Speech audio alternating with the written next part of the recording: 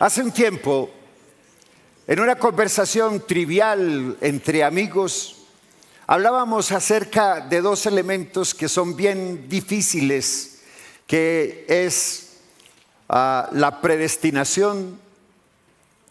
¿Y cuál es el otro, Gildardo? ¿Cuál es el otro tema que es muy maluco hablar? La predestinación. ¿Y cuál otra? No, la gracia no, esa es facilita. Alguien me decía, mi hermano, si Dios ya sabe qué va a pasar, si Dios conoce mi pasado, mi presente y mi futuro, entonces, y ya sabe lo que yo voy a hacer, entonces ¿para qué oro? ¿Para qué orar? Y yo le dije dos cosas, por dos razones. Número uno, porque usted no lo sabe. Y número dos, porque Dios es soberano. Amén, ¿usted lo cree conmigo? La oración es, sin lugar a duda, la actividad suprema del alma del ser humano. El hombre llega a lo máximo cuando de rodillas se encuentra frente a frente con Dios. Mis amados, yo no recuerdo quién lo dijo.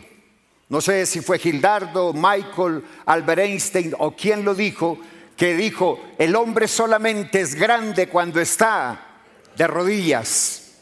La oración es el alma de todo cristiano, es fundamental, es esencial. El hombre llega a lo máximo cuando de rodillas se encuentra frente a frente con Dios. La esencia de la oración es simplemente hablar con Dios como usted lo haría con su buen amigo, un amigo muy querido, sin pretensiones, sin ligerezas, pero sin embargo, muchos creyentes tienen serios problemas con esa actitud hacia la oración.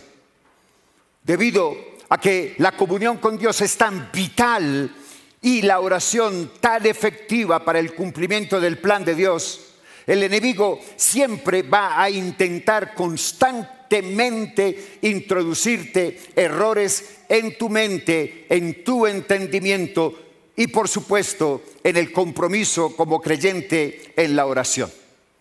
Para muchos, la oración ha sido reemplazada por una acción meramente pragmática.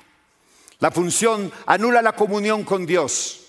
Los ajetreos desplazan la comunión. El quehacer desplaza la intimidad con Dios. Para otros, la oración carece de admiración y respeto. Sus esfuerzos son superficiales, irrespetuosos e irreverentes. Luego están aquellos que creen que la oración se diseñó para exigirle a Dios y reclamarle a Dios. Usted recuerda una frase famosa que se posteó como resultado de un concierto donde dice, y no aceptamos un no por respuesta. Ese es el pensamiento del cristiano típico y mediocre. Ellos intentan forzar a Dios a que haga lo que creen que Él debería hacer por ellos, como si Dios estuviera a mi servicio, no yo al de Él. Para otros, finalmente, la oración no es nada más que un mero ritual, que yo no estoy de acuerdo con los rituales, entonces por eso no oro, porque lo ven de esa manera. Usted puede que considere a la oración con el mayor respeto posible, pero se da cuenta de que su propia práctica carece de propósito y de vitalidad. Así que usted entonces no pasa tiempo con Dios, como sabe que usted debería hacerlo constantemente. Alguien decía, la oración es la actividad más sublime del alma humana. Y por lo tanto es al mismo tiempo la prueba máxima de la verdadera condición espiritual del hombre. Sigue diciendo la misma persona, no hay nada que diga tanto la verdad sobre nosotros como creyentes, como cristianos, que nuestra vida de oración. Hermano, Usted deja de orar un día y usted lo sabe. Usted deja de orar 2 días y sus hijos y su esposa lo saben. Usted deja de orar una semana y la iglesia lo sabe. Usted deja de orar 2 semanas y Satanás ya lo entiende. Esa es una realidad que es, digámoslo, taxativa en la vida de oración. Pero hay algo que sí debemos entender, y es que la oración no es un intento por lograr que Dios esté de acuerdo conmigo o con usted, o que Él supla todos sus deseos egoístas, sino que es tanto una afirmación de su soberanía, de su justicia y de su majestuosidad, como un ejercicio para amoldar sus deseos, sus propósitos a la voluntad y gloria del Dios soberano. Hermanos, cambiar el pensamiento sobre la oración es lo que nos convierte en verdaderos hijos de Dios. Para los cristianos, orar es como respirar. Para el hombre es vital la respiración por la atmósfera en la que vivimos. Para el creyente es vital la oración, porque cuando se convierte pasa de una atmósfera pesada de esclavitud y de muerte a una atmósfera espiritual de vida en Cristo Jesús. Hermanos, que se te olvide respirar, pero que no se te olvide orar. Voy a invitarle para que vaya conmigo a la carta de Santiago, que estamos ya a punto de terminar esa hermosa epístola.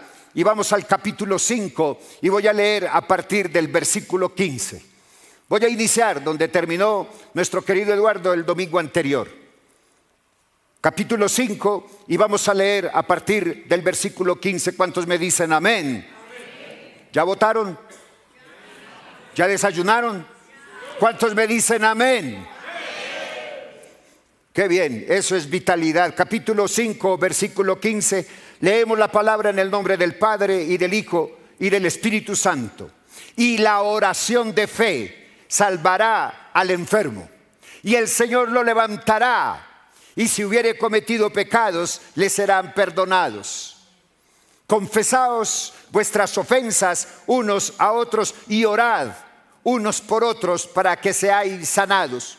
La oración eficaz del justo puede mucho. Elías, verso 17, era un hombre sujeto a pasiones semejantes a las nuestras y oró fervientemente para que no lloviera, y no llovió sobre la tierra por 3 años y 6 meses. Y otra vez oró y el cielo dio lluvia y la tierra produjo su fruto. Amén. Que Dios bendiga su palabra y hoy nuestros pensamientos vayan cautivos a la obediencia a Cristo. Y la iglesia dice conmigo, amén y amén. Mire, déjeme decirle algo. La motivación recae sobre la base del deseo. La motivación recae sobre la base del deseo. Para que alguien ore, póngame buena atención, para que alguien ore debe desear la oración. Para orar como requiere en las Escrituras, ha de recrearse un gran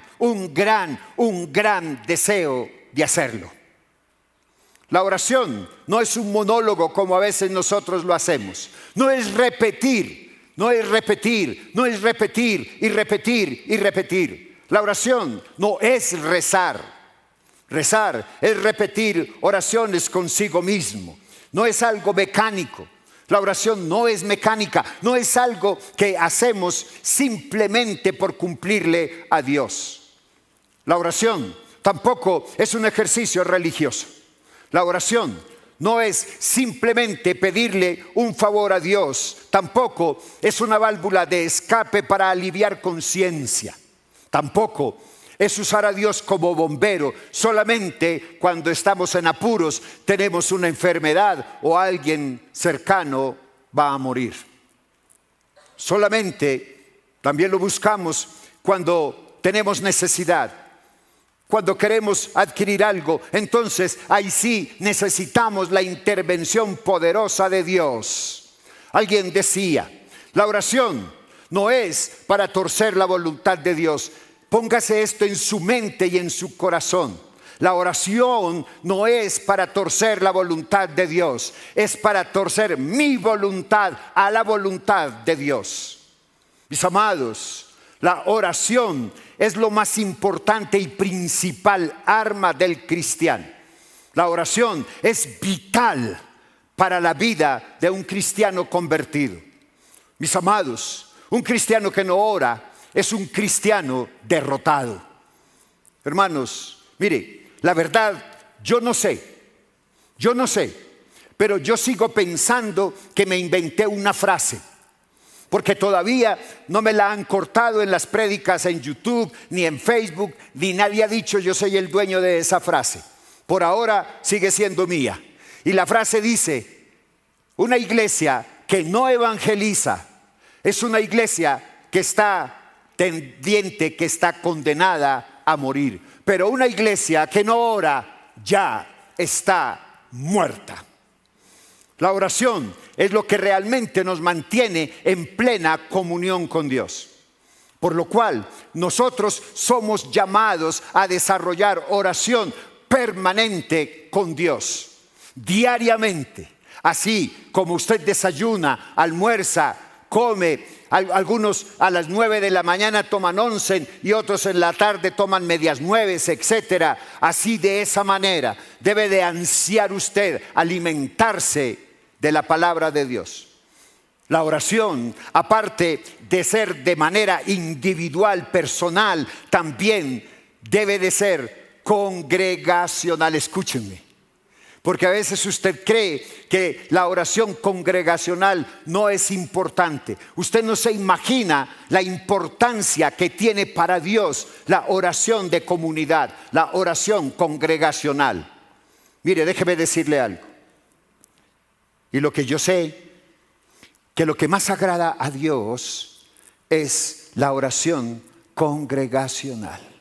Lo que más le agrada a Dios es cuando tú y yo nos reunimos con un grupo de personas para orar juntos en la búsqueda de un proyecto, del propósito de Dios para nuestras vidas. Hermano, los miércoles nosotros nos reunimos a orar por usted, a orar por su familia, a orar por sus generaciones, a orar por sus proyectos. Pero hermano, si usted no viene ni siquiera a orar por ese proyecto que usted introdujo ahí, ¿cómo espera que Dios responda a su oración del proyecto que desea? Si usted quiere mejorar su calidad de vida, ¿qué hace usted para mejorarlo? ¿Trabaja para ello o espera que el gobierno le ayude económicamente? Por eso estamos como estamos, porque se nos olvidó que tenemos que levantarnos a hacer lo que tenemos que hacer. La oración es vital para que pueda sentir esa compañía, para que pueda sentir ese acompañamiento de parte de Dios en todo, en absolutamente todo lo que usted hace. Hermanos, cuando usted se reúne como iglesia, es cuando realmente hay un sentir de buscar el rostro de Dios. Mire algo que está pasando en la realidad. Lo que está pasando hoy, y es que los ministerios más abandonados es el ministerio de la oración. Muchas iglesias por estar ocupadas en cantidad de hacer actividades abandonan la oración. Quizá puede ser una iglesia que evangeliza mucho, que hace grandes actividades constantemente, pero realmente si no hay lugar a las reuniones de oración, la iglesia es muerta y cada actividad que se realiza es meramente carne, porque todo entonces se vuelve un carnaval. Déjeme decirle otra cosa, déjeme preguntarle más bien algo. ¿Qué pasaría si tú dejaras de respirar? Te mueres, ¿verdad? Eso mismo pasa cuando nosotros dejamos de orar. Nos morimos espiritualmente. Mira, es complicado, es muy complicado cuando cesa ese deseo de orar. Cuando se dice que hay un avivamiento en la iglesia, es cuando en tus reuniones de oración los hermanos están unidos, o gran parte de la congregación está unida orando. Un avivamiento no es porque la gente se cae para atrás, porque la gente tiene manifestaciones de risa, de llanto, etcétera, o porque simplemente hay 4 o 5 cultos. Un verdadero avivamiento en una iglesia es cuando el ministerio de oración es vital para el sostenimiento de la iglesia en oración y espiritualmente. Mi amado, ¿alguna vez usted se ha preguntado qué es una iglesia avivada? ¿Ustedes alguna vez se han preguntado? Una iglesia avivada es cuando la gente canta a los gritos. Una iglesia avivada, cuando pasa la gente adelante, la gente se desploma, se cae, la gente empieza a temblar, la gente empieza a convulsionar. Entonces, esa es una iglesia avivada. Pero esa persona que se cae, se levanta de ahí y sigue pecando. Ahí no hay ningún arrepentimiento, ni mucho menos va a haber un verdadero avivamiento. Esa persona que se cae vino buscando al Dios bombero, porque una persona que tiene una vida de intimidad con Dios, una persona que tiene vida de oración con Dios, no se cae para atrás. Una persona que tiene una vida de oración se cae para adelante, cae de rodillas delante del Dios viviente.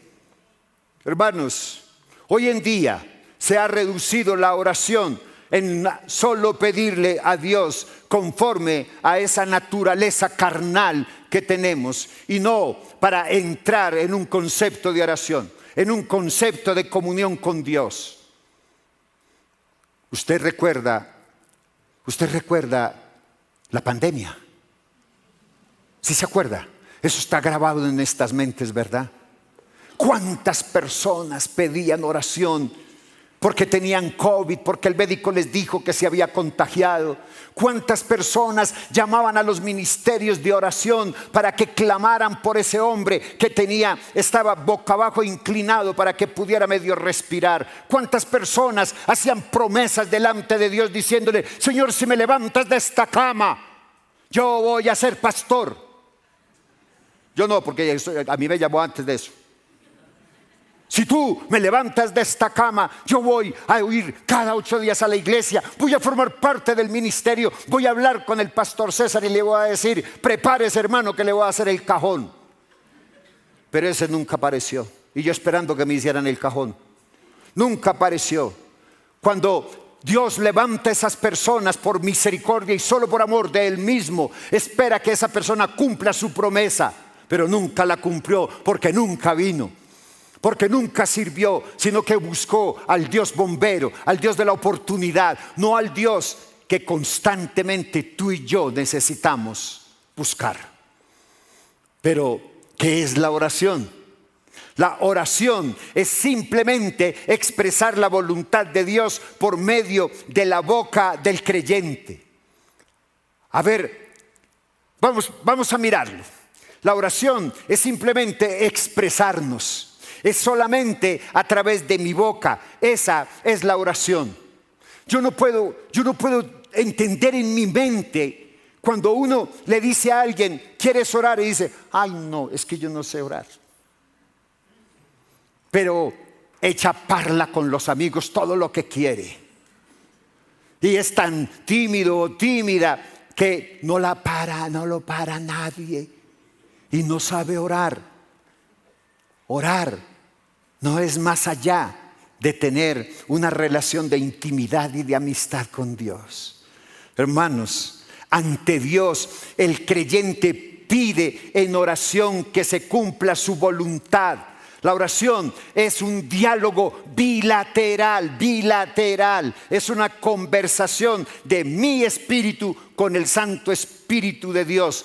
Hermano, cuando usted ora, le dice: Señor, apacienta mi espíritu, apacíguame en este momento y llévame al lugar donde tu Santo Espíritu está, porque deseo entrar en un diálogo ferviente de amor con Él. Hermanos, Cuando nosotros entramos en oración, cuando nosotros entramos en el Espíritu a orar, es cuando mi espíritu está al mismo nivel del Santo Espíritu de Dios. Donde juntos conversan, donde juntos adoran y alaban el nombre de Dios. Pero mis amados, no cabe duda que nadie, absolutamente nadie, ha manifestado el poder de Dios como el Señor Jesucristo antes de Él comenzar su ministerio público.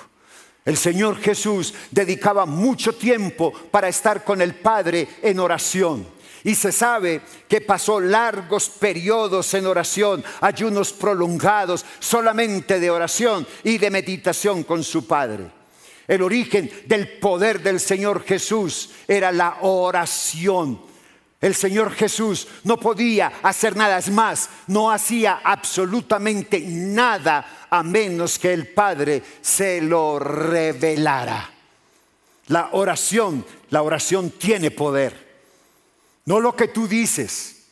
Quita de tu cabeza esa frase que te han enseñado en el mundo, que la oración tiene poder. Cuando usted dice a veces, estoy quebrado. Y hay un ¿cómo se dice? Un legalista al lado suyo. Toca esas palabras en el acto. Dice, acto esas palabras en el nombre de Jesús, porque las palabras tienen poder. Qué falso, qué mentira la que le está diciendo. Quítate de tu mente esa frase de que tus palabras tienen poder. Tus palabras tienen persuasión, que es diferente al poder. Tus palabras no tienen poder. Lo que tiene poder es la palabra de Dios al 100%. Es la oración ferviente, es la oración incesante, es la oración que usted levanta delante de Dios. Mis amados, Santiago hace uso explícito de la oración como un acto sublime. Por eso en los versículos últimos de su epístola hace un esfuerzo grande para que todos podamos entender el poder de la oración. Santiago se dirige a la congregación en su totalidad, exhortando a todos los creyentes a que cada uno de nosotros revelemos nuestras cargas delante de Dios y delante de los hermanos. Confesaos vuestras ofensas unos a otros y orad los unos por los otros, para que seáis sanados. Que no esperen hasta que los pecados los arrastren a las profundidades de una derrota espiritual completa. Santiago está muy consciente de que el pecado es más peligroso para el cristiano que está solo. El pecado busca permanecer en lo más secreto. Pero Dios quiere que sea descubierto y que se trate con Él en el amoroso compañerismo de otros creyentes. ¿Hay alguno enfermo entre vosotros? Pida oración. ¿Hay alguno que ha pecado? Arrepiéntase delante de Dios y Dios entonces derramará de su misericordia en ti. Y la oración del justo puede mucho. Hermanos, el pecado inconfeso obstruye el camino de oración a Dios y se convierte al mismo tiempo en un tremendo obstáculo para nuestras relaciones interpersonales. Eso quiere decir lo siguiente: confesar nuestros pecados no solamente a Dios, sino también a esas personas que han sido dañadas por nuestro pecado. Yo no estoy diciendo que hagamos entonces un juicio público y le pidamos a un hermano que venga y confiese su adulterio.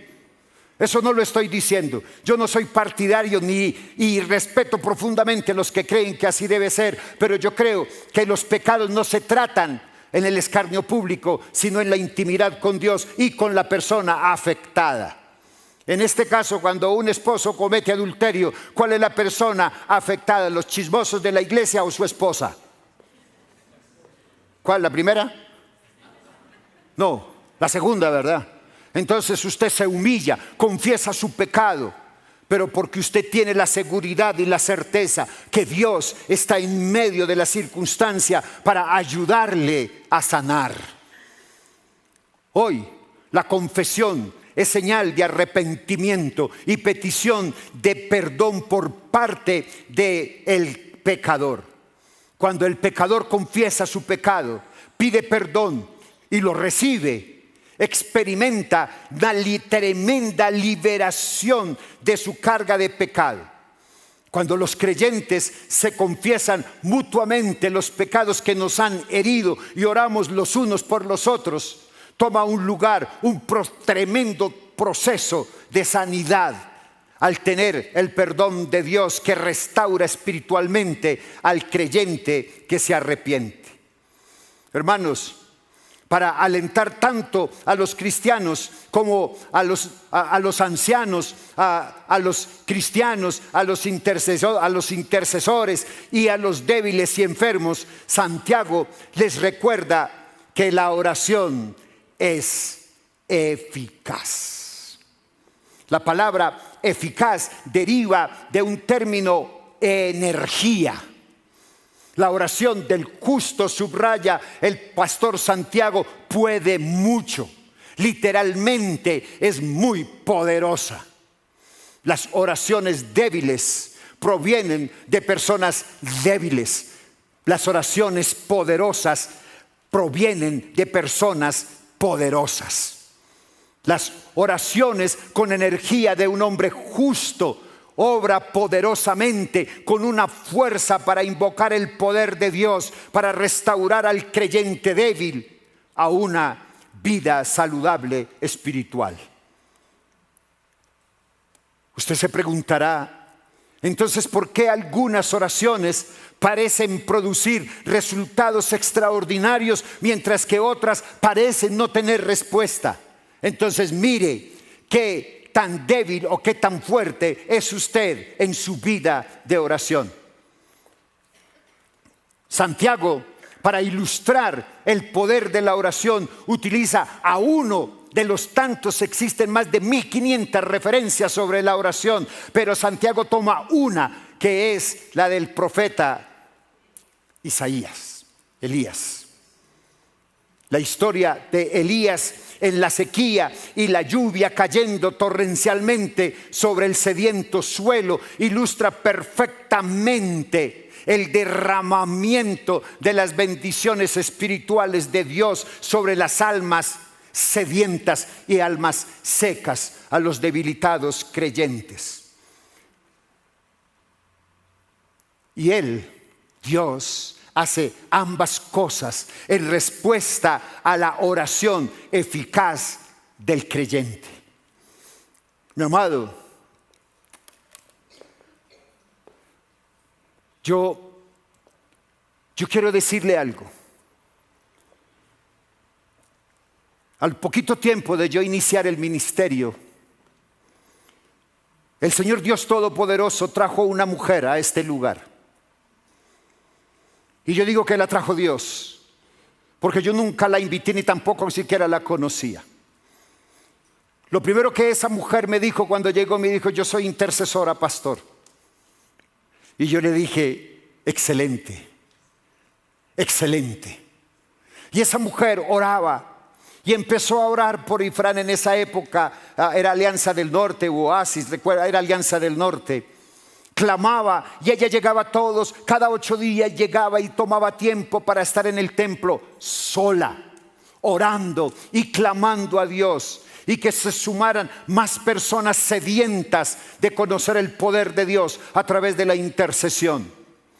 El grupo de intercesión fue creciendo y la iglesia se ha sostenido. Y yo digo, hasta que Dios baje en persona y me diga que estoy equivocado, que esta iglesia se ha sostenido, que esta iglesia ha sido fiel, que esta iglesia tiene resistencia a la maldad y al pecado, porque las rodillas de esas personas que hoy forman parte de intercesión no cesan de orar por usted, por mí, por nuestras necesidades y por Ifrán. Dele un fuerte aplauso al Señor por ese ministerio.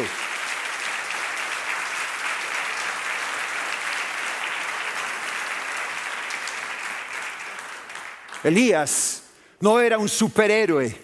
Elías no era un superhombre. Elías era un hombre, como dice Santiago, sujeto a pasiones semejantes a las tuyas y a las mías. Pero era un hombre que oraba con pasión. Déjeme le doy otro ejemplo.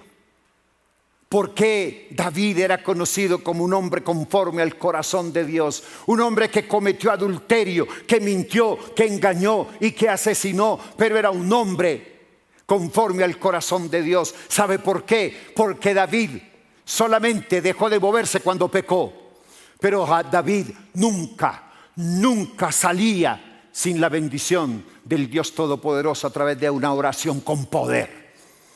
Esa es la oración de hombres comunes y corrientes. Cuando Santiago habla de la oración eficaz del justo, no se está refiriendo por nada a un creyente perfecto. Se está refiriendo a un creyente que está rendido a Dios y justificado por la fe. La oración puede mucho porque puede cambiar los corazones, puede convertir las personas, puede hacer cosas que el hombre común y corriente no puede hacer. Puede afirmarnos en la fe, puede sostenernos en las pruebas, en las aflicciones, puede darnos esperanza en medio de la adversidad. Hermano, al día de ayer, yo sé que Dios hizo 2 milagros. Si los veré, no sé. Una mujer estaba adolorida y no sabía si entrar al bautisterio. Y ella me dijo, pero pastor, yo puedo, yo soy capaz, porque el Señor me trajo a este lugar a eso. Y entró al bautisterio. Y un hombre que amo profundamente estaba doblado por el dolor. Y su esposa me dijo, mi paz, él tiene mucho dolor. Yo lo miré, fui y volví y le dije, tú puedes. Y él me miró y me dijo, yo puedo, pastor. ¿Estás seguro? Y me dijo, sí. Y cuando ambos entraron a la pila, yo le dije, Señor, haz tu obra en cada uno de ellos, en sus vidas. Y estoy seguro, estoy totalmente seguro que Dios hizo algo en la vida de esas 2 personas para honra y gloria de su nombre. Hermanos, cuando nosotros oramos y clamamos a Dios, aun a pesar de las circunstancias, aun a pesar de las dificultades, aun a pesar de que las cosas van en contravía para todo, le decimos, Señor, tuyo es el reino, tuya es la honra por siempre y por los siglos de los siglos, amén. Entonces tú te conviertes en un hombre de oración, en una mujer de oración, en una mujer que tiene una oración eficaz. No necesitas levitar en santidad, ni necesitas ser el pastor de la iglesia para orar fervientemente. Solo necesitas un corazón entregado al Dios Jehová de los ejércitos. Amén. Hermanos, todo eso y mucho más Dios lo realiza en todos y cada uno de nosotros a través de la oración. Ahora, Santiago nos dice que la oración hecha con fe puede ser poderosa, pero puede ser poderosa cuando sale del corazón de un creyente justo. El texto no dice, escúcheme bien, el texto en ninguna parte dice que toda oración de una persona justa se va a cumplir, no lo dice. El texto no dice tampoco que la oración del hombre justo cambiará la voluntad de Dios. El texto, lo que yo creo es que está diciendo que las oraciones de personas piadosas pueden ser poderosas porque Dios está más inclinado a oírlos a ellos que a las personas que quizá viven una vida de derrota y una vida de cristiano mediocre. Una persona que camina en santidad está más llena del Espíritu que una persona que vive una vida cristiana mediocre. Resulta que el Espíritu es quien debe dirigir mis oraciones. Porque cuando la palabra de Dios nos dice en Efesios capítulo 5, verso 18, no os embriaguéis con vino en lo cual hay disolución, sino más bien sois llenos del Espíritu Santo. Lo que me está diciendo es lo que realmente me está diciendo literalmente es que nosotros le permitamos al Espíritu Santo que controle toda nuestra humanidad. Porque si estoy siendo controlado por el Espíritu es quien controla mi vida de oración. Y es el mismo Espíritu que escudriña la mente, de acuerdo a lo que Pablo lo escribió a los Corintios. Tiene más sentido que la persona piadosa tenga más oraciones contestadas que otros. Hermanos, cuando tú caminas en el Espíritu, cuando tú eres lleno del Espíritu Santo, cuando tú cada día le dices, Señor, lléname de tu Santo Espíritu.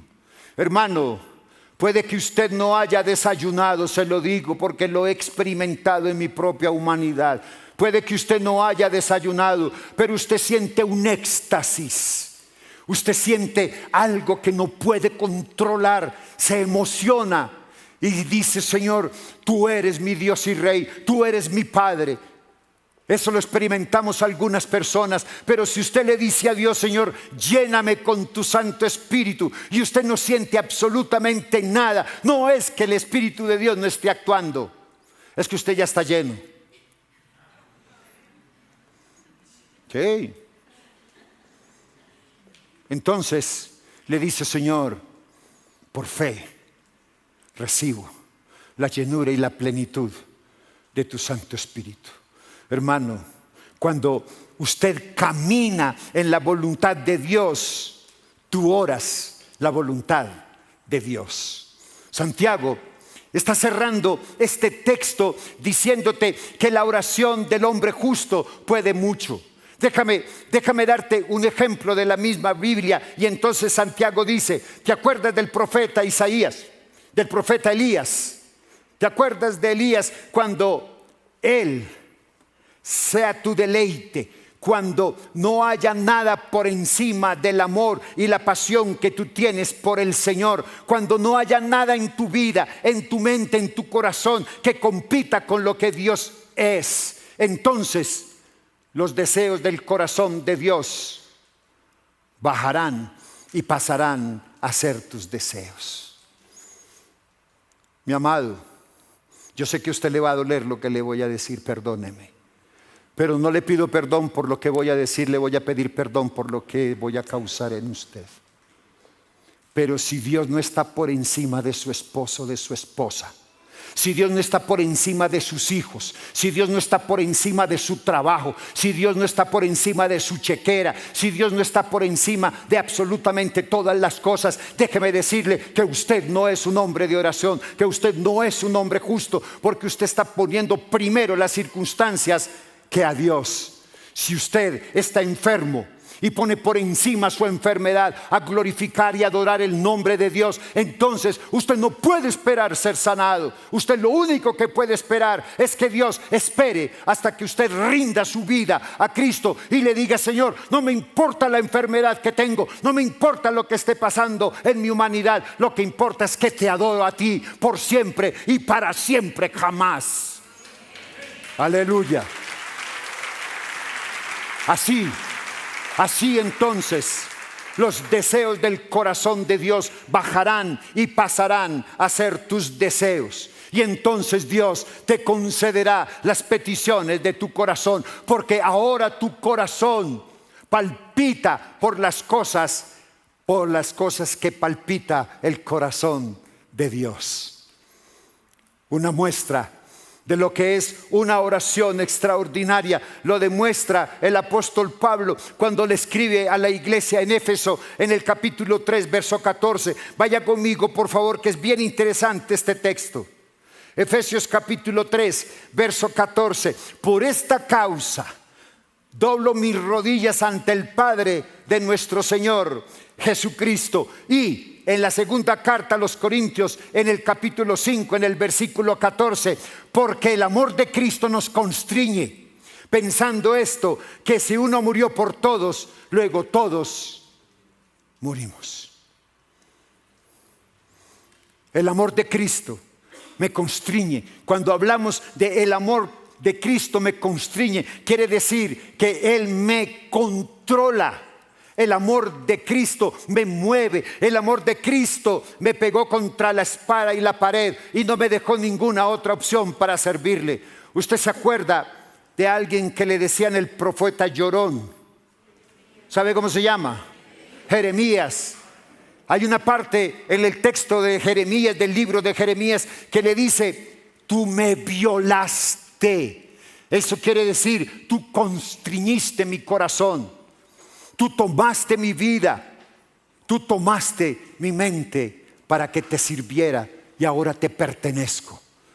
Hermano, cuando usted le dice: Señor, yo estoy constreñido por mi espíritu, el Señor se goza derramando en ti bendiciones. Ahora bien, ¿quién es ese hombre justo? Nos inclinamos a pensar en esos gigantes espirituales, en los héroes de la fe, en los hombres y en las mujeres de Dios. Pero el pastor Santiago no da nombres por cantidades, para eso está Hebreos 11 y 12.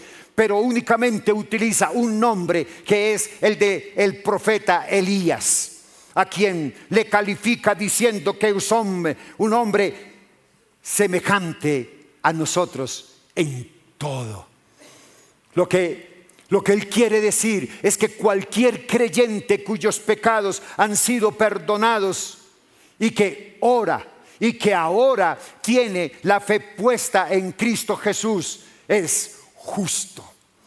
Cuando ora, sus oraciones poderosas y eficaces van a la presencia de Dios.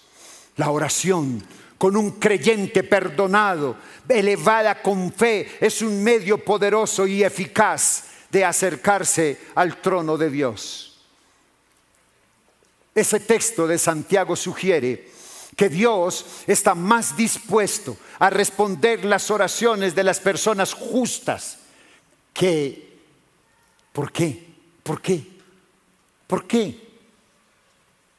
¿Por qué? Mi amado, cuando comparas las oraciones de una persona justa con la de alguien que vive la fe cristiana de manera meramente superficial, te darás cuenta de que las oraciones del justo son respondidas con mayor frecuencia. Esto tiene sentido de verdad. ¿Por qué? ¿Sabe por qué? Porque Dios recompensa la obediencia. Una persona que camina en santidad tiene una mayor plenitud del Espíritu Santo, y es el Espíritu de Dios quien dirige nuestras oraciones. A menudo suele suceder que Dios no nos concede lo que pedimos porque no estamos totalmente preparados para recibir y administrar sus bendiciones. A diferencia de un creyente justo que está mejor preparado para recibir lo que Dios le dé y administrarlo apropiadamente, por lo que Dios entonces está más dispuesto a responder las oraciones de un hombre justo que tiene la voluntad de Dios en su corazón que un hombre mediocre. El creyente justo tiene más probabilidad de caminar en la voluntad de Dios, y cuando caminamos en su voluntad, nuestras oraciones tienen la tendencia a alinearse mucho más con ella. Elías caminó con Dios, y como caminó con Dios, los deseos de su corazón pasaron a ser los deseos del corazón de Dios, Jehová de los ejércitos. Yo quisiera terminar diciéndote lo siguiente. La carta a los Efesios, en el capítulo 2, en el versículo 10, él dice: porque somos hechura suya. ¿Qué fue lo que dije? Porque somos hechura suya, creados en Cristo Jesús para buenas obras, las cuales Dios preparó de antemano para que anduviésemos en ella. Dios, escúcheme, no soy profeta ni hijo de profeta, pero sí puedo decirte que Dios nos dará todo lo que necesitemos para llevar a cabo el propósito para lo cual Él nos creó. Lo que Dios nos da siempre estará relacionado con sus propósitos para cada uno de nosotros. El apóstol Santiago concluye con el pensamiento de que así como él resalta el resultado de la oración del justo Elías, que fue refrescar la tierra, así también la del creyente justo puede tener por resultado el refrescar y sanar a un cristiano afligido por la enfermedad a causa del pecado. Mis amados, la oración del justo, semejante plegaria es poderosa porque la persona recta ya ha discernido la guía soberana de Dios. La persona recta siempre estará en contacto con el corazón de Dios. Mi amado, yo quiero pedirle a todos los niños y a los prejuveniles que vengan aquí al frente. Por eso pedí que me los bajaran antes. Todos los niños menores de 70 años, todos los niños, por favor siéntense en las escaleras, ocupen cualquier lugar, el lugar que quieran.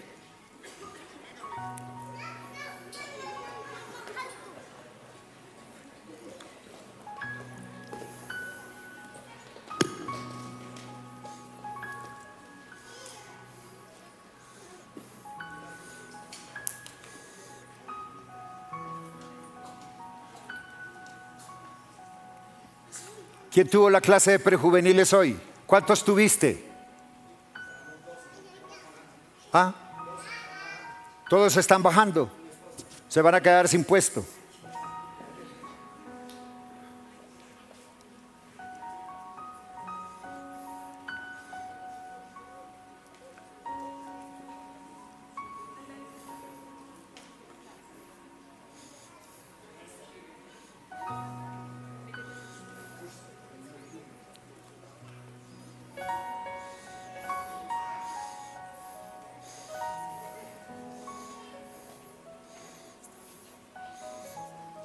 Hacía mucho tiempo que no me veía rodeado de tantos pecadores.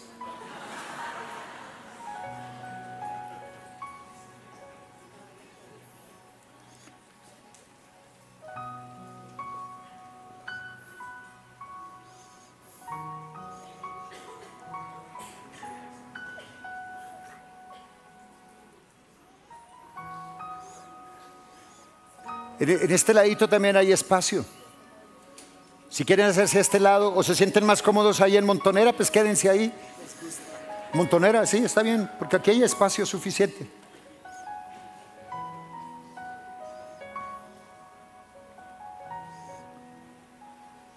Mis amados, yo quiero que usted copie esta frase y la grabe en su corazón.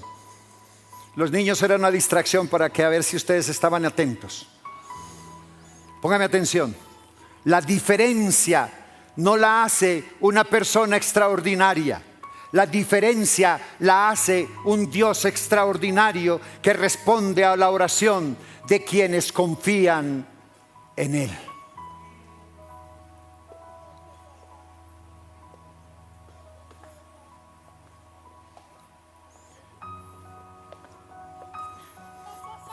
Bíblicamente, servir es una manera de seguir a Cristo.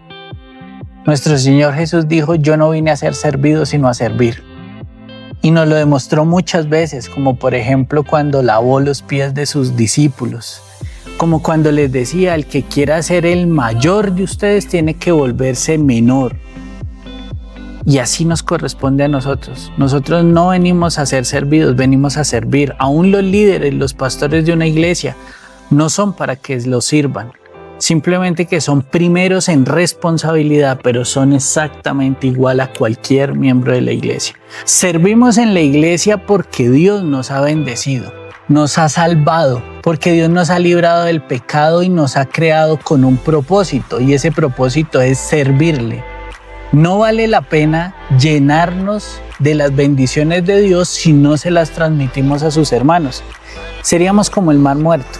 El mar muerto recibe, pero no tiene cómo sacar sus aguas.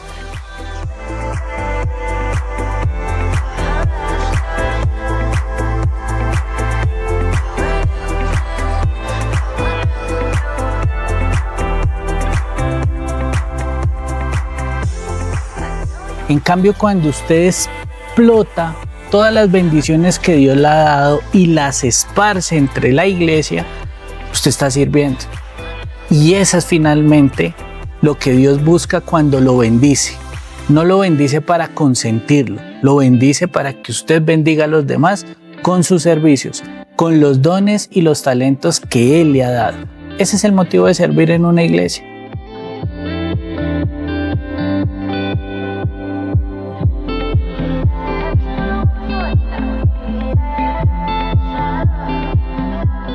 Por eso queremos invitarlos a que los domingos nos acompañen a la Iglesia Familiar de Restauración La Alianza. Todos los domingos a las 10 de la mañana en nuestro servicio, un servicio de adoración, de alabanza a nuestro buen Dios por todas las bendiciones que Él nos da en el día. Venimos a la iglesia conforme a su palabra nos indica. Su palabra nos dice que no debemos dejar de congregarnos como otros tienen por costumbre. Nosotros sí lo hacemos porque es a través de la relación con nuestros hermanos en que demostramos el amor de Cristo.